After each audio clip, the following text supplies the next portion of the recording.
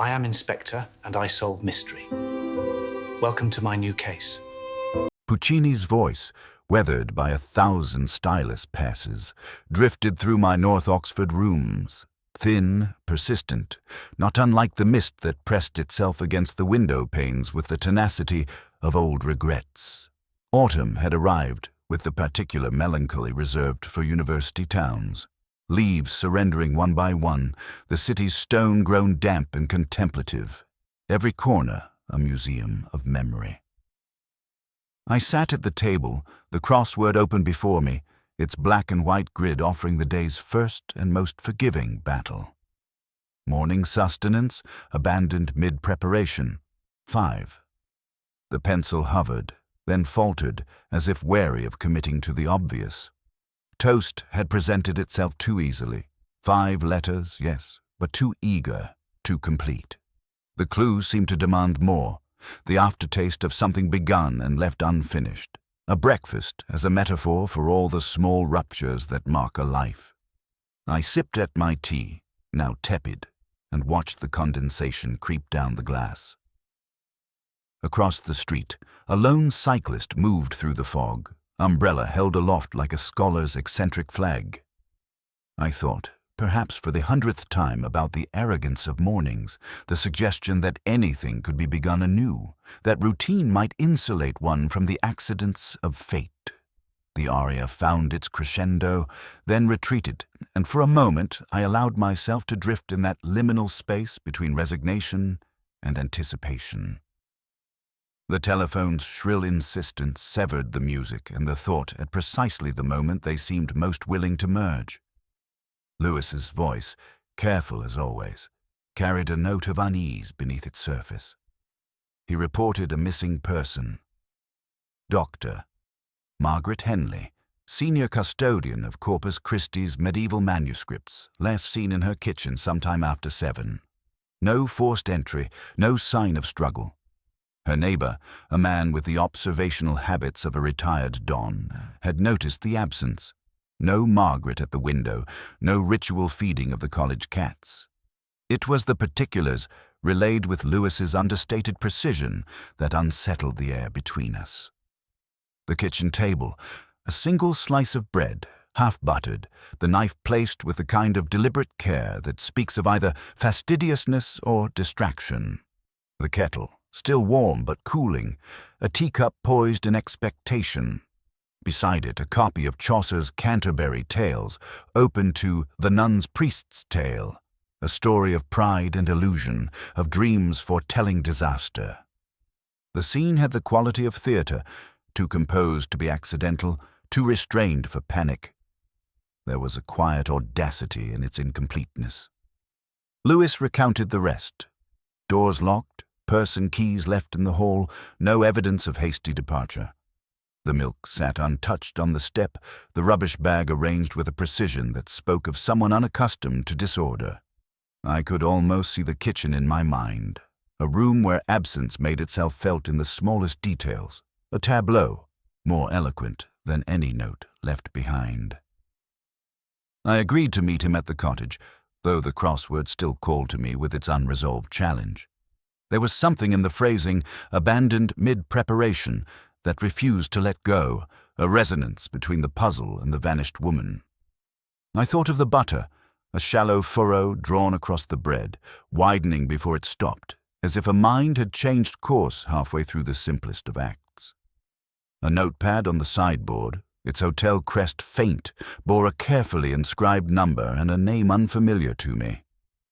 I copied it, not knowing yet if it would matter, only that the world is shaped by the weight of such overlooked things. Stepping into the street, I let the mist claim me, Oxford's stones softening beneath the fog, the city holding its secrets as it always had. The crossword remained unsolved on the table, the aria unfinished, my own reluctance trailing after me like a shadow. There is, I have found, a peculiar ache in the moment before a mystery asserts itself, the sense that something or someone has slipped imperceptibly out of reach, leaving behind only the warmth of a kettle and the silence of morning bread. The medieval manuscript collection at Corpus Christi breathed with the accumulated silence of centuries, each footfall absorbed by stone floors, worn smooth by generations of scholars seeking communion with the past. I had entered such sanctuaries before, places where vellum and devotion had mingled until the very air seemed to whisper of ancient secrets. Dr. Margaret Henley had presided over this domain for 20 years, and walking through it, I began to understand the woman who had vanished between butter and bread. Her office stood as a monument to precision, pencils arranged with military exactitude, correspondence filed by date and origin, a blotter that bore no evidence of human fallibility. The porter, Crowley, spoke of her with the particular reverence that librarians inspire in those who understand the weight of custodianship. She had been, he assured us, a creature of absolute routine. 7:15 at the kitchen window, 8:30 through the college gates, lunch taken at her desk while reading letters from museums across Europe. Lewis moved beside me with cathedral quiet as we examined the restricted reading room where the most precious manuscripts slept under controlled light. A brass gooseneck lamp bent in patient interrogation over an empty foam cradle. I could imagine Margaret's hands hovering here, bestowing the fastidious blessing she would have given each page. There is a kind of devotion that favors paper because it cannot disappoint. Her cottage, separated from the college by a narrow lane lined with lime trees, reflected the same meticulous nature. Books arranged alphabetically, then by addition, then by some private logic that made sense only to a mind bent on imposing order upon chaos. Medieval pottery occupied a shelf with museum qualities. Precision, each piece positioned to catch morning light, labels written in her distinctive script explaining provenance and significance. The kitchen troubled me not for its abandonment, but for its careful composition. The butter knife lay at precisely the angle one might expect from a deliberate setting down, not a hasty departure. The teacup sat centered on its saucer, handle turned outward, the gesture of someone accustomed to serving others, even in solitude. Beside it, that copy of Chaucer remained open to the nun's priest's tale, a tea-ring circling a line about dreams foretelling disaster. Professor James Whitmore met us at his garden gate, arthritis settling in his wrists like a reproach he had learned to ignore. He possessed the observational habits that retirement breeds in academic minds. Margaret had appeared at her window at precisely 7:15, he assured me, because her morning ritual had become part of his own. Yet his mantel clock, I noted, ran 5 minutes fast. He pronounced her name, Margaret, clipped to a single hard syllable, as if intimacy had been decided upon and then reconsidered. Crowley mentioned Doctor. Simon Ashford almost as an afterthought, the visiting scholar from Cambridge who had requested access to restricted manuscripts the previous evening. He had stayed unusually late, perhaps until 11, working with materials so fragile that human touch required cotton gloves. The porter's register showed Ashford's entry in blue ink, his sevens crossed in the continental manner. "I bring my own pen," the porter shrugged when I inquired. "Some men bring their own air."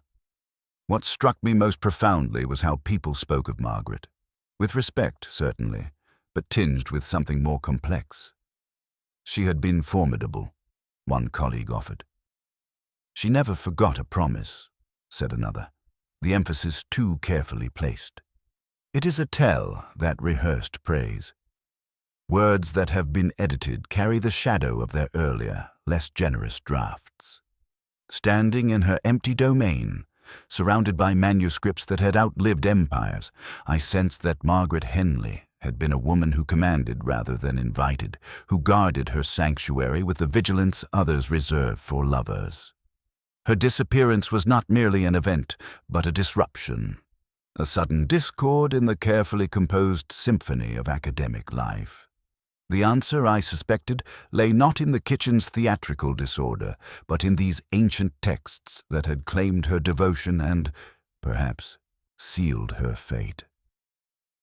Dr. Simon Ashford possessed the sort of charm that announced itself with practiced discretion, a quality both disarming and faintly unsettling.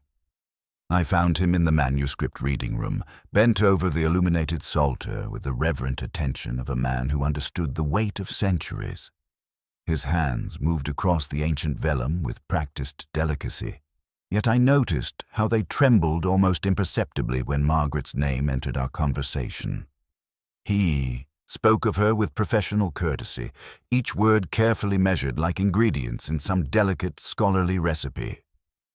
Dr. Henley had been most accommodating, he assured me, granting access to materials that few were permitted to examine. Yet his pale eyes suggested feelings considerably more complex than academic gratitude. There was something in the way he pronounced her name, Margaret, rolling off his tongue with a familiarity that seemed both cherished and regretted. His research concerned the authentication of several manuscripts, particularly this 14th century psalter that had long been Margaret's pride. She had championed its authenticity for years, writing papers that established her reputation and attracted substantial donations to the college endowment. Ashford's preliminary findings, delivered with the careful precision of a surgeon bearing unwelcome news, suggested the psalter might be a sophisticated 19th century forgery. The implications, he noted with academic understatement, could prove rather devastating. Not merely for Margaret's scholarly reputation, which had been built upon her unwavering conviction regarding the manuscript's authenticity, but for the college itself. The psalter had been donated with considerable fanfare, accompanied by an endowment that hinged upon its proven antiquity. A forged masterpiece would unravel considerably more than scholarly pride. Dr. Eleanor Blackwood arrived with the measured authority of someone accustomed to managing crises before they became scandals. The senior tutor possessed intelligence honed by decades of academic politics, sharp enough to cut but wielded with surgical precision. Margaret had become increasingly defensive about the psalter, she revealed with reluctant honesty. Requests for additional testing had been met with bureaucratic resistance, appeals to the manuscript's fragility, concerns about damage from modern analytical techniques. I observed Ashford's hands as he discussed Margaret's resistance to further authentication. They would clench briefly, then relax, making subtle gestures that seemed to reach toward something before withdrawing. The movements suggested intimacy quickly suppressed, the fleeting language of unspoken connection masked by formal academic posture. On his right cuff, caught in the stitching, I noticed 2 tiny flakes of gold leaf, not dust from the commonplace world, but the particular glitter of medieval illumination, the kind that migrates from ancient pages to modern hands with stubborn loyalty. The psalter lay before us, its illuminated pages catching the controlled light with almost supernatural radiance. Whether genuine medieval artistry or Victorian pastiche, it possessed undeniable beauty that transcended questions of authenticity. I could understand Margaret's devotion to such an object, how it might become not merely professional responsibility, but personal obsession. Ashford closed the manuscript with ceremonial care, his movements betraying familiarity that comes from repeated handling. In his research notes, I glimpsed Margaret's initials circled in red ink beside a date from the previous month. When I inquired, his explanation arrived too quickly, too rehearsed, a reminder of their last consultation about authentication procedures. The afternoon light, filtered through ancient glass, cast shadows that seemed to move independently of their sources. Here, surrounded by centuries of accumulated knowledge and deception, truth became as elusive as disputed provenance. Each answer revealed new questions, each revelation deepening the mystery of what had driven Margaret Henley from her kitchen into the morning mist, leaving behind only the silence of abandoned toast and the weight of scholarly secrets. The psalter waited in its protective case, beautiful and enigmatic, while somewhere in Oxford's labyrinthine streets, the woman who had defended it with such passion remained missing, her fate as uncertain as the manuscript's authenticity. The cottage welcomed us back with a particular silence that settles over places where routine has been shattered. Rain had begun during our absence, drumming against the leaded windows with the persistence of unanswered questions. I found myself drawn once more to that abandoned crossword, understanding now that puzzles often reveal more about their creators than their solutions ever could. Margaret's morning ritual lay frozen at 7 across. Scholar's deception exposed by morning light. 6. The answer hung in the air with ghostly certainty. Forger. 6 letters that would fit perfectly into the waiting squares. Yet she had written it in pencil, then erased it with such deliberate care that only the faintest impression remained, pressed into the paper like a confession, whispered and then denied. I traced the indentations with my finger, feeling the archaeology of hesitation, the moment when certainty had crumbled into something far more dangerous than doubt. The erasure pattern told its own story. A right-handed writer, the pressure heaviest on the final stroke, the rubber applied with increasing urgency until the graphite surrendered. She had allowed herself the obvious answer, then recoiled from its implications as if the word itself might burn the page. Morning light could expose many things. Forgery, certainly, but also the terrible weight of unwanted knowledge. Lewis emerged from Margaret's study carrying correspondence that painted an increasingly troubling picture. Letters from museums and private collectors across Europe, each inquiry concerning the availability of specific manuscripts for purchase or extended loan. The requests bore the diplomatic language of institutional desire, but the sums mentioned were substantial, far exceeding normal academic consultation fees. One letter, bearing Swiss letterhead and the discreet elegance of serious money, proposed a figure that would constitute comfortable retirement for someone living on a librarian's modest salary. Her personal copy of the Salters' catalogue entry, discovered wrapped in archival cotton, bore witness to months of increasingly frantic research. The margins bloomed with annotations in Margaret's precise script, question marks beside provenance claims, references to Victorian forgers known for sophisticated techniques, dates circled in red ink with mounting urgency. Her handwriting grew more erratic as the notes progressed, transforming from scholarly inquiry into something approaching desperation. The final entry, dated mere days before her disappearance, contained a single word followed by a question mark. Impossible. Even her certainty had become qualified, hedged against the possibility that everything she had believed might prove false. A telephone call to the Swiss collector yielded information that shifted the investigation's trajectory entirely. Someone claiming to represent Dr. Henley had contacted them recently, expressing interest in a potential private sale. The caller possessed intimate knowledge of the manuscripts in question, discussing their condition and history with expertise that suggested genuine academic credentials. Yet no formal arrangements had been made, the conversation ending with promises of documentation that never materialized. I returned to the crossword, drawn by that erased answer like a scholar to disputed text. Forger, the word Margaret had written and then attempted to obliterate, as if denying its existence might somehow alter the truth it represented. But morning light, streaming through her kitchen window as she worked, would have illuminated more than just the puzzle's solution. It would have exposed the devastating implications of her own research, the possibility that her life's work had been built upon the authentication of elaborate lies. The cottage held its secrets with the patience of old stone, each room revealing fragments of a life increasingly consumed by terrible knowledge. Margaret Henley had vanished somewhere between scholarly certainty and unbearable revelation, leaving behind only the whispered evidence of erasures and the weight of questions that demanded answers she could no longer provide. The crossword remained unfinished, its abandoned grid a testament to the moment when academic devotion had collided with truth too dangerous to acknowledge, shattering the careful order of a life built upon the authentication of beautiful deceptions. She arrived with London still clinging to her coat, the particular dampness of the British Library's reading rooms following her through the college gates like an academic ghost. Dr. Vivian Hartwell possessed the careful poise of someone who had learned to navigate the treacherous currents of scholarly ambition without appearing to swim at all.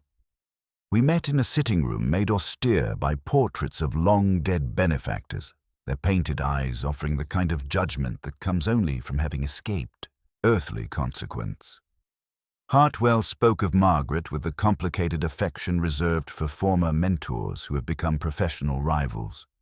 She had been Margaret's student once, she reminded me, before circumstances and opportunity had carried her toward the British Library and the position they both coveted. 3 weeks earlier, Margaret had contacted her with what she termed a professional dilemma of considerable delicacy, the phrase delivered with the precision of someone who understood that certain words, once spoken, could not be recalled. The dilemma, as it emerged through Hartwell's careful recounting, concerned not forgery, but theft, a distinction that carried implications far more devastating than any question of authenticity.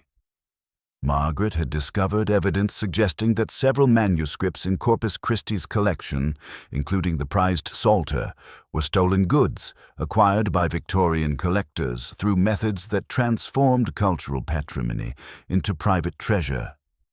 Hartwell produced documents with the reverence of someone handling evidence in a capital case. Shipping manifests bearing dates that had been altered with different ink. Auction catalogues describing provenance in language so vague it bordered on poetry, bills of sale that documented transactions without acknowledging their true nature. Her own research into colonial-era collecting had revealed networks of systematic looting, where political upheaval became opportunity for those with sufficient capital and insufficient conscience. I observed her hands as she arranged the papers, noting how they trembled slightly when discussing the implications for Margaret's reputation. A steamer named Euxine had arrived at Tilbury on a Sunday, she mentioned, when customs offices were conveniently closed.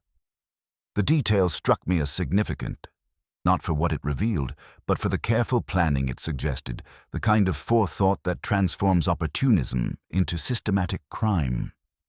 The manuscripts would require repatriation, she explained with clinical precision, each piece returned to countries that had never stopped mourning their loss.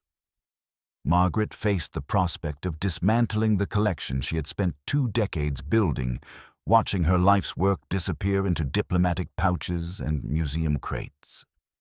The woman who had built her reputation on authentication would become the architect of her collection's destruction.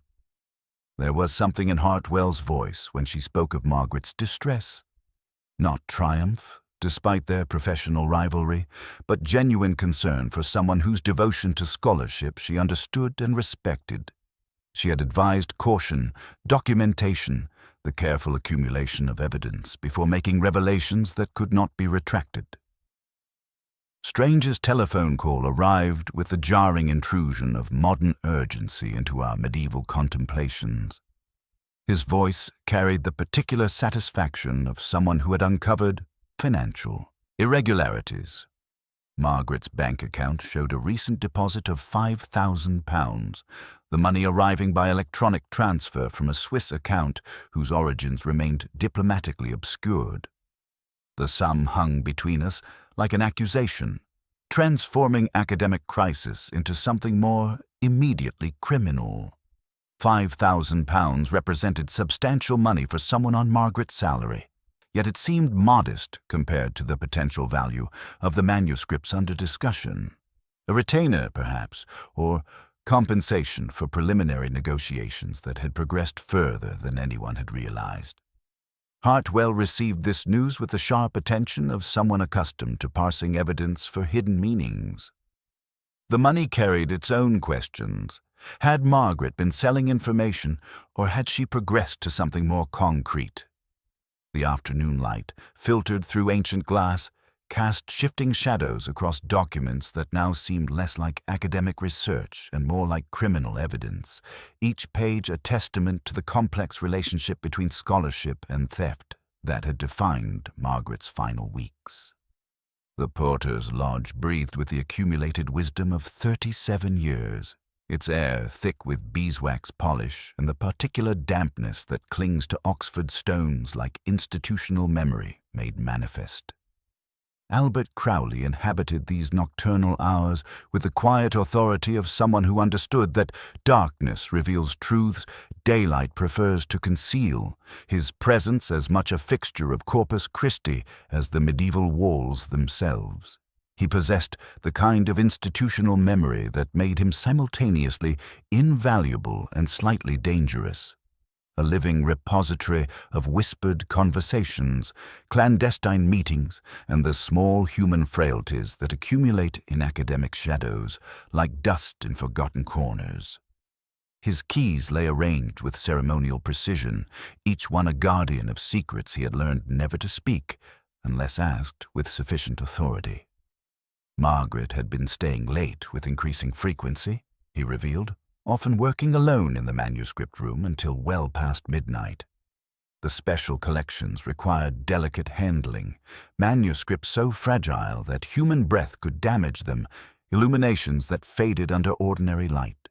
She would arrive with cotton gloves and conservation materials, treating each page with the reverence others reserved for religious relics, her solitary lamp glowing like a beacon in the sleeping college. The night before her disappearance had been marked by raised voices that carried despite the manuscript room's thick medieval walls. He had been making his rounds when the argument erupted between Margaret and Dr. Blackwood, their dispute concerning authentication tests for the Psalter. Blackwood's measured tones grew increasingly insistent while Margaret's voice sharpened with defensive anger, each refusing to yield ground on what seemed to an observer an arcane, scholarly disagreement. Crowley's recollection possessed the precision of someone accustomed to night shift vigilance. Professor Whitmore had left the college grounds at 23 minutes past 11, his arthritis making his gait distinctive even in darkness. This contradicted Whitmore's claim of spending the entire evening at home, a discrepancy that hung between us like an unresolved chord in some melancholy composition. When pressed about his own observations, Crowley's composure shifted almost imperceptibly. He had developed feelings for Margaret over the years, he admitted with the careful phrasing of someone unaccustomed to discussing emotions. A quiet devotion expressed through small kindnesses, ensuring her office remained warm during winter evenings, walking her to her car when she worked late, maintaining the manuscript room security with particular attention to her research materials. His description of Margaret's recent behavior painted a portrait of escalating anxiety that troubled me more than any missing person report could have done.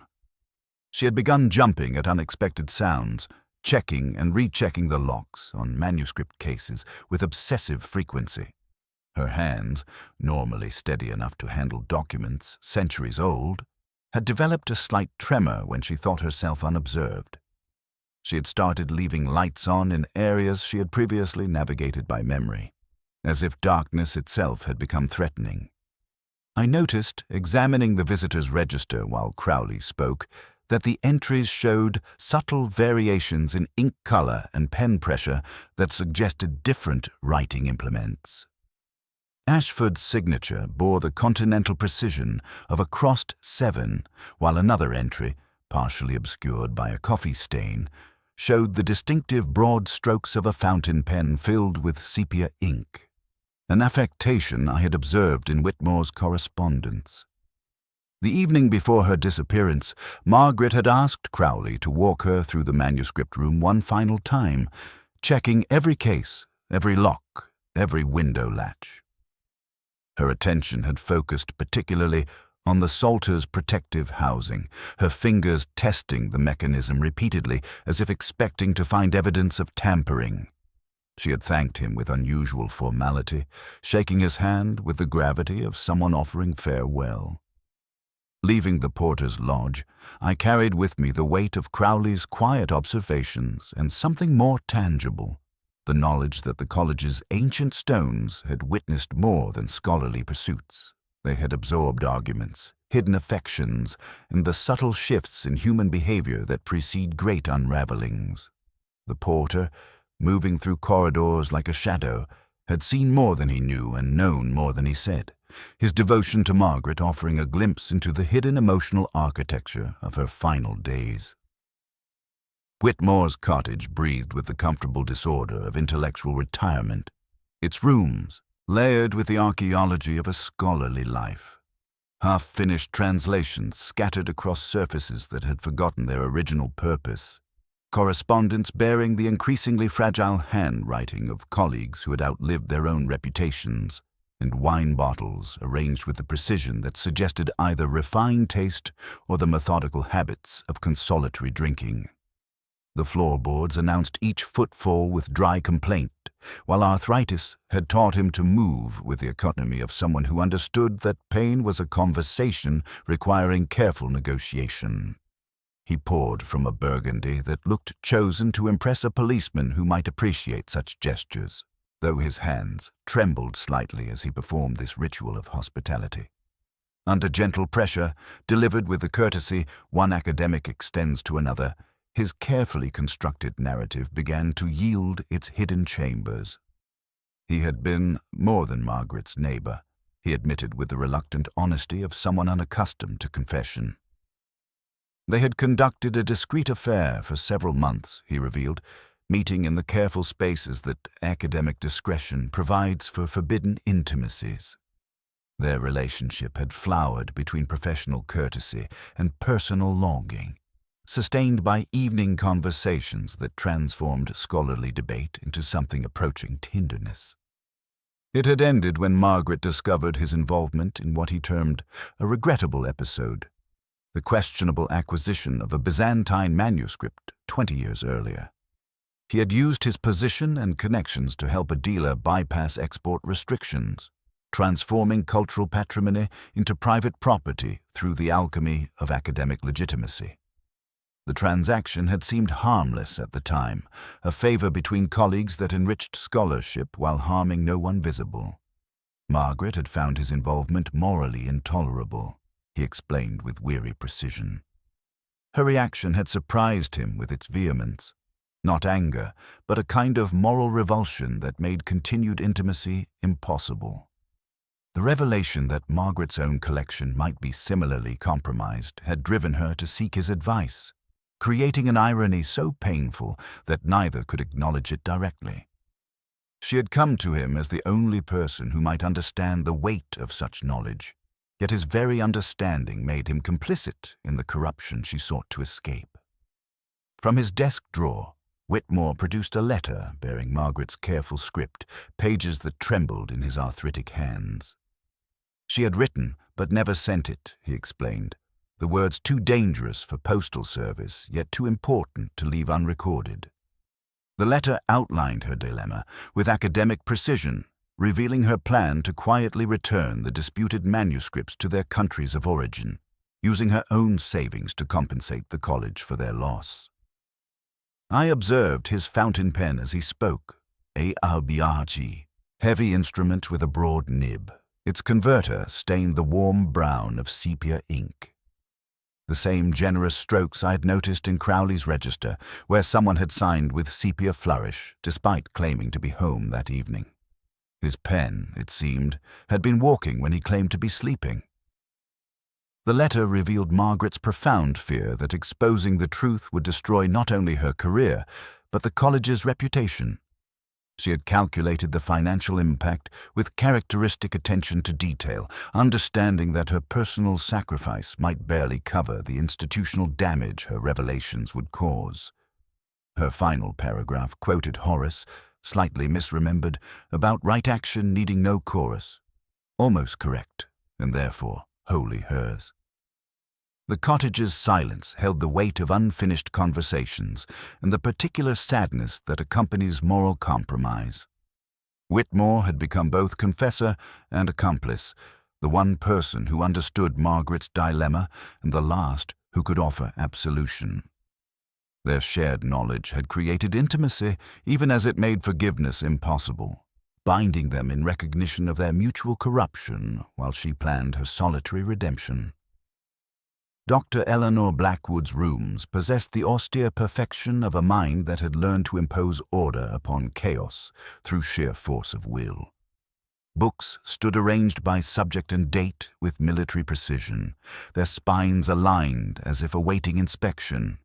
Papers occupied filing systems that suggested not merely organization but intellectual totalitarianism, each document assigned its proper hierarchical place. No personal photographs disturbed these scholarly battlements. Nothing to suggest that life existed beyond the college walls, or that sentiment had ever found purchase in this carefully constructed fortress. She received me with the courtesy that academic authority extends to necessary intrusions, her intelligence a palpable force sharpened by decades navigating institutional politics. Her dedication to Corpus Christi bordered on the obsessive, I realized, watching how any perceived threat to the college's reputation registered as personal attack. The missing manuscripts, the whispers of questionable provenance, these were not merely academic curiosities but direct assaults upon her carefully maintained institutional identity. She admitted to having discovered Margaret's plan to return the manuscripts, revealing this knowledge with reluctant precision. Margaret had approached her about repatriation procedures, framing inquiries in hypothetical terms that fooled neither of them. Blackwood had threatened to expose what she termed Margaret's theft of college property, viewing the librarian's moral crisis as simple criminality dressed in academic rhetoric.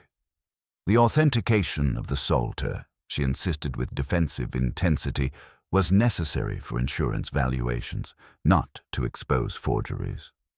Her explanation carried practiced fluency, rehearsed until it achieved conviction's weight. The college required accurate assessments for endowment calculations, she explained, and Margaret's resistance to proper procedures compromised institutional planning. More revealing was her admission of negotiations with American universities about selling collection portions to fund improvements. These discussions, she assured me, were entirely preliminary. Exploratory conversations about maximizing institutional benefit. Yet I detected particular excitement accompanying substantial financial opportunity, her voice quickening when describing potential buyers and generous offers. Such negotiations would collapse if legitimacy questions arose, she acknowledged with barely concealed frustration. Her alibi for Margaret's disappearance morning proved disappointingly solid. An early meeting with financial advisors, documented and corroborated. Yet observing her desk, I noticed a fountain pen whose broad nib matched sepia ink I had seen elsewhere, and a blotter bearing impressions of words written with considerable pressure. Final resolution, pressed deep enough to suggest either emphasis or anger. What struck me most profoundly was how she spoke of Margaret throughout our conversation. Her verb choices carried finality's subtle weight. She described Margaret's plans in past tense, her concerns as having been resolved, her opposition as no longer relevant. Margaret was dedicated, she had been meticulous, her work had been invaluable. Linguistic patterns suggesting the librarian's fate had already been decided in Dr. Blackwood's orderly mind. She misquoted Eliot when discussing institutional memory, placing the still point inside rather than around the dance. An error that revealed someone who valued culture's appearance more than its precision. In the same breath, she called Margaret both courageous and obstinate, terms which in academic usage often prove synonymous, divided only by outcome. The college clock chimed as we concluded, its bronze voice carrying across quadrangles where generations had pursued knowledge while navigating institutional politics' treacherous currents. Blackwood's rooms, with their emotional sterility and military precision, embodied particular academic corruption, not passionate errors like Whitmore's or Margaret's, but cold calculation transforming intellectual heritage into financial opportunity. Leaving her presence, I carried impressions of a mind valuing control above truth, order above justice, institutional reputation above individual conscience. She had created a world where manuscripts became assets, moral questions transformed into insurance problems, where a colleague's disappearance registered as administrative difficulties resolution rather than human tragedy requiring investigation. The umbrella by her door stood bone dry despite morning rain, suggesting either earlier return than claimed or careful avoidance of weather that might disturb her perfect composure. In that sterile perfection, Margaret's moral crusade would have appeared not as virtue, but dangerous vulnerability, threatening the institutional fabric Blackwood had spent decades protecting with fanatical precision. The cottage received us with the particular silence that follows disturbance, rain drumming against leaded windows as if demanding admission to secrets we had only begun to suspect. I found myself drawn once more to Margaret's study, that monument to scholarly precision where every book stood at attention and every paper bore witness to a mind that had learned to impose order upon chaos through sheer determination.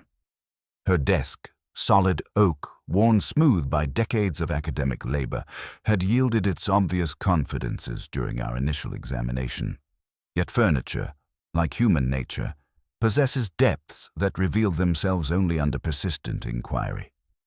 The bottom drawer, when removed entirely, disclosed something our earlier search had missed: a narrow compartment concealed behind false backing, Victorian craftsmanship employed to hide documents that would have scandalized more innocent times.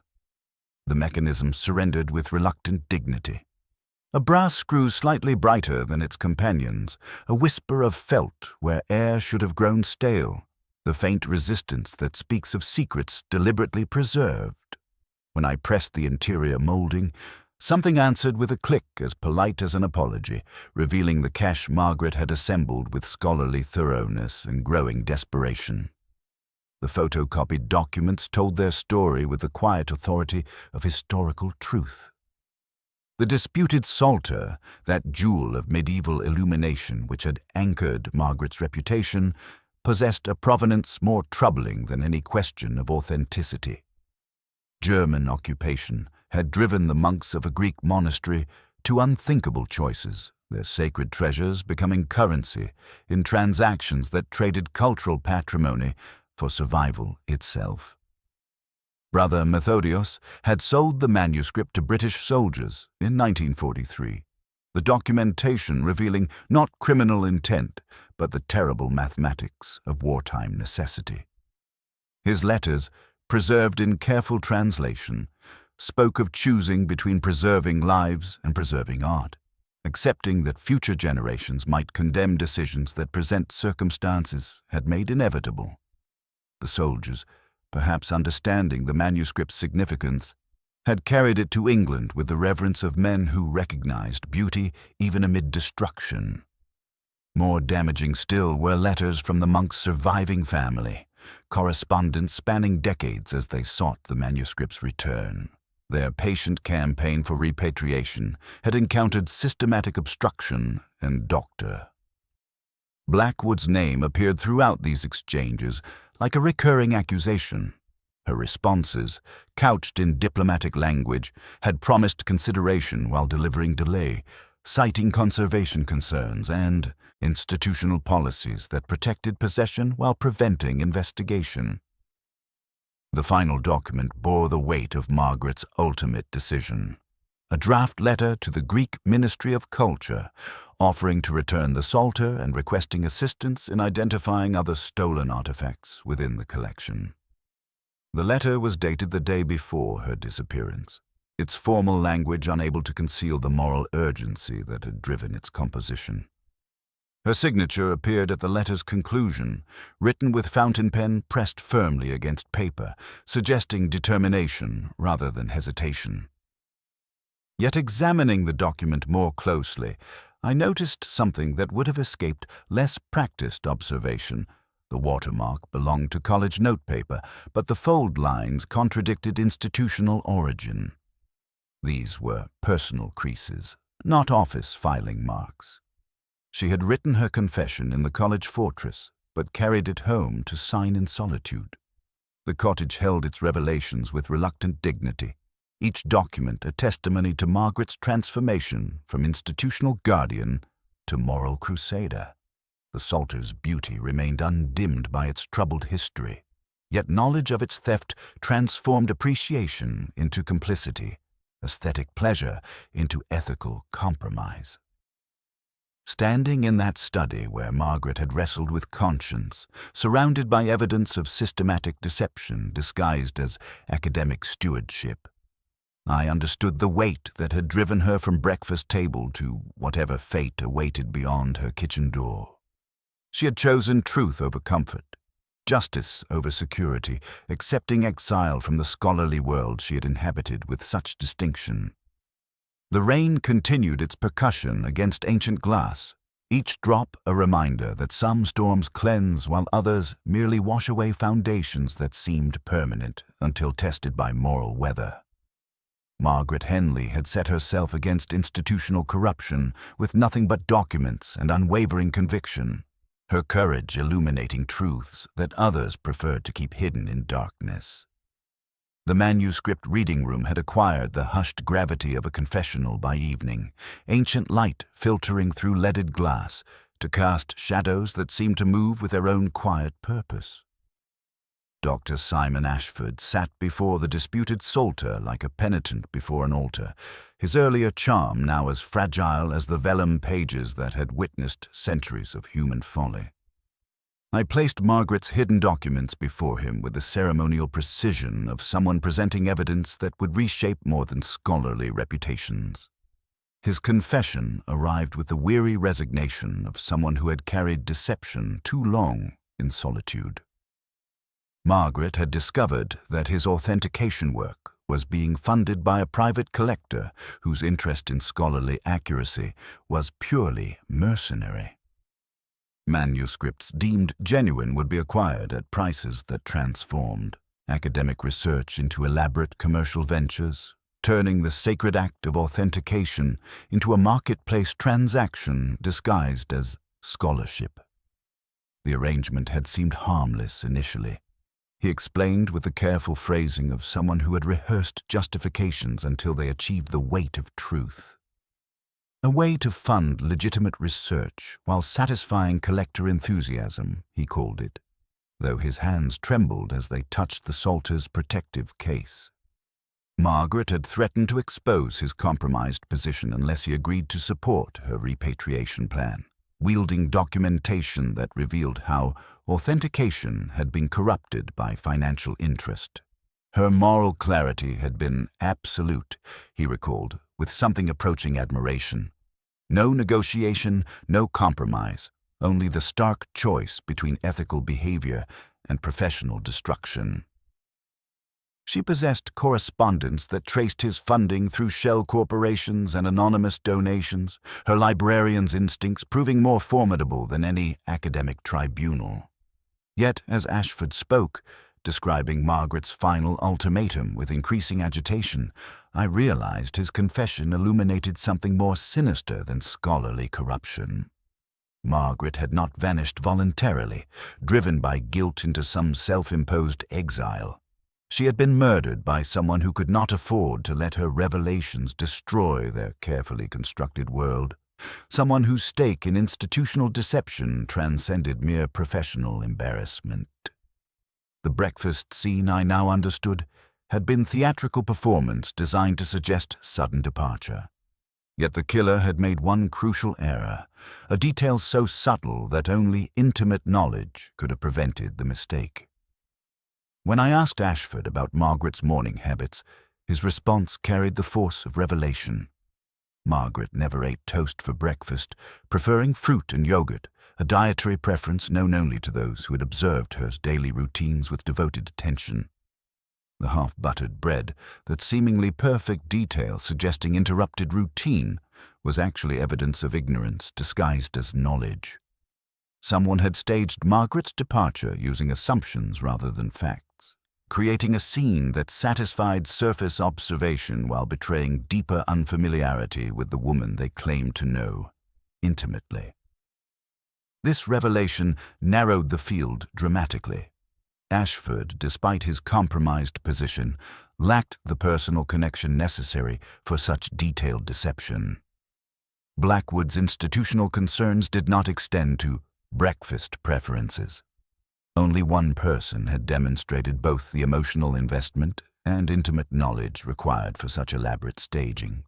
Professor James Whitmore, Margaret's former lover and current neighbor.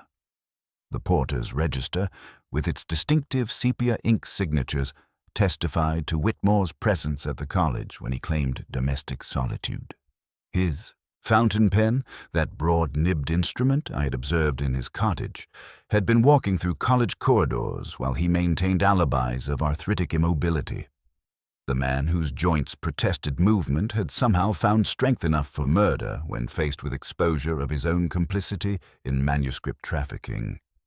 Standing in that ancient room where truth and deception had mingled for centuries, I felt the weight of understanding settle like evening shadows across stone. Margaret Henley had died not for discovering stolen manuscripts, but for threatening to expose the network of corruption that had sustained careers built upon beautiful lies. Her moral crusade had encountered something more dangerous than institutional resistance. It had awakened the desperate violence of someone who could not survive the light she intended to cast upon carefully hidden sins. The case had found its shape at last, terrible and complete as any medieval illumination. The manuscript room at evening possessed the hushed gravity of a confessional where centuries of secrets had been whispered into vellum and gold leaf. Ancient texts breathed around us with the accumulated wisdom of ages, their illuminated pages bearing witness to human frailty, while climate control systems hummed with devotional persistence, preserving the past from decay. Professor James Whitmore sat among the manuscripts Margaret had died protecting, his arthritis-gnarled hands resting motionless on the table, a man who had reached the end of all possible movement. I presented the evidence with quiet precision, watching his face register each deduction like blows from which there could be no recovery. The sepia ink in the porter's register, his presence at the college when he claimed domestic solitude, Margaret's hidden documents revealing systematic theft, and finally, the breakfast scene with its crucial error about her dietary habits. Each piece settled into place with gravitational inevitability, constructing a narrative that left no space for denial. His confession arrived with the exhausted dignity of someone who had carried deception beyond endurance. The killing had been unplanned, he assured me, with careful phrasing that sought absolution through precision. Margaret had come to his cottage that morning with the air of someone who had stepped beyond bargaining, announcing her decision to proceed with repatriation regardless of consequences to herself or the college. Her moral clarity had achieved the terrible purity that admits no compromise. He had tried dissuasion, he explained, pouring her coffee while speaking of patience, committees, timing.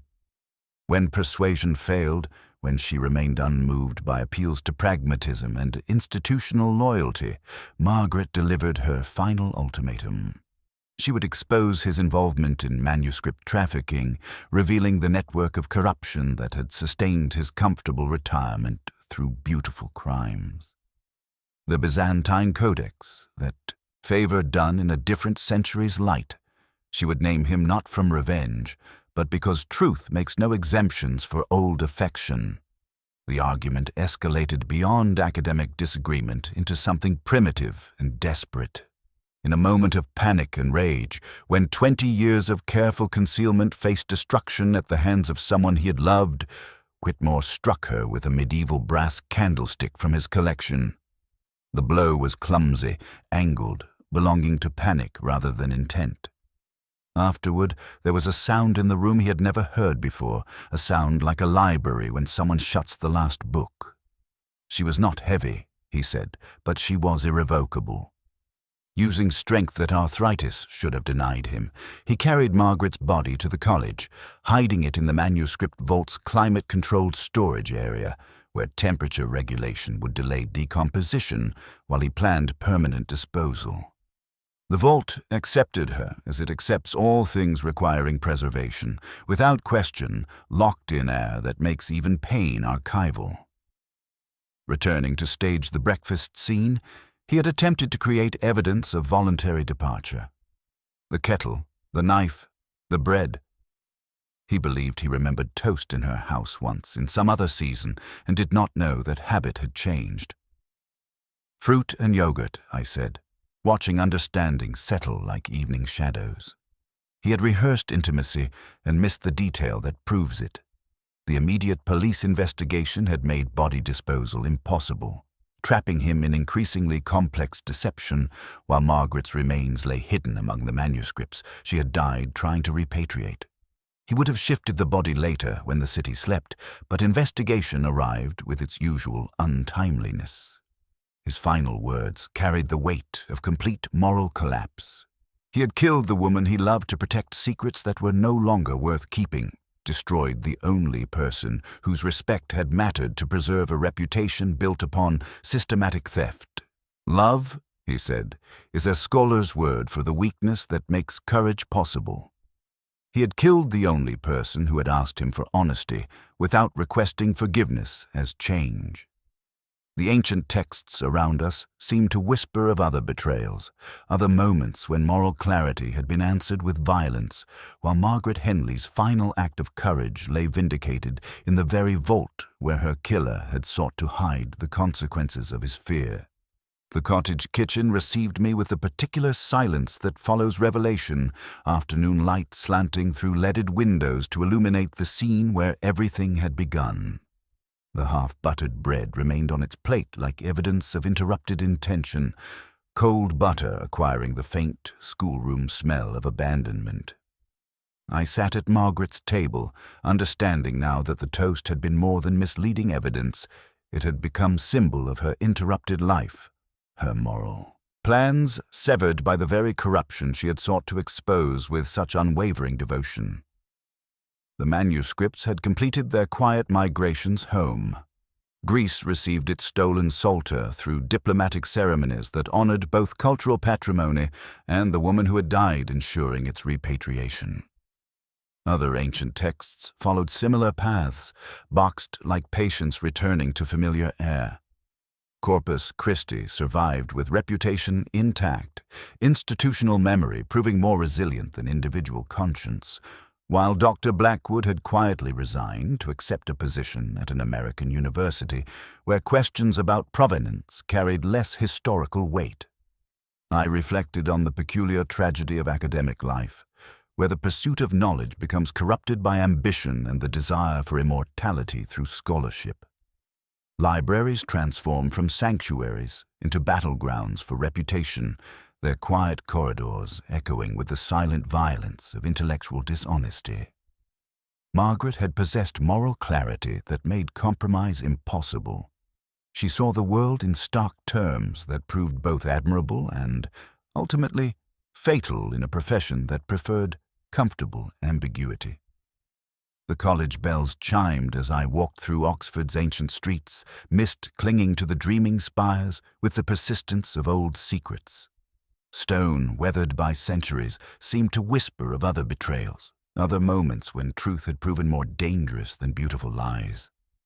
I thought of Margaret Henley, whose love for truth had cost her everything, and of James Whitmore, whose fear of exposure had destroyed the very thing he had sought to protect.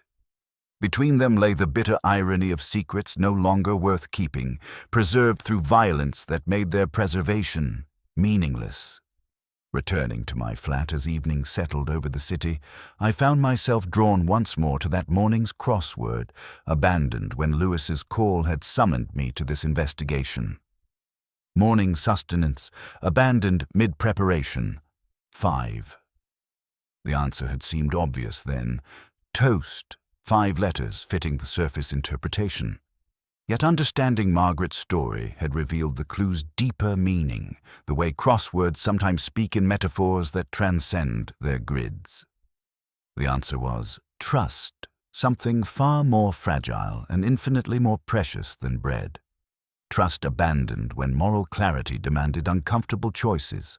Trust destroyed by institutional corruption, trust killed by fear of exposure.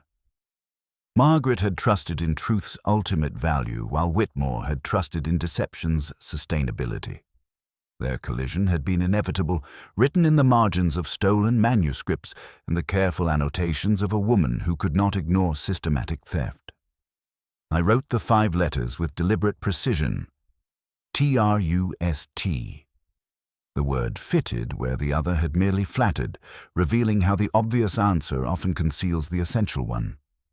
Margaret had begun to trust in justice's possibility, but had been stopped mid-preparation, her breakfast abandoned not from choice, but from violence, her moral sustenance interrupted by someone who could not bear the light she intended to cast.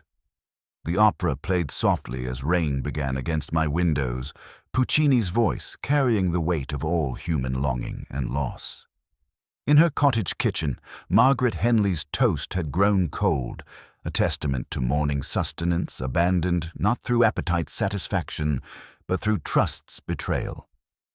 The crossword waited, patient as vellum, its remaining clues offering solutions more reliable than those life provides, while somewhere in Oxford's sleeping colleges, ancient manuscripts breathed in climate-controlled peace, finally returned to the hands that had always rightfully held them. The case was closed, but the questions it raised about truth and its terrible costs would linger like morning mist, persistent and quietly aching.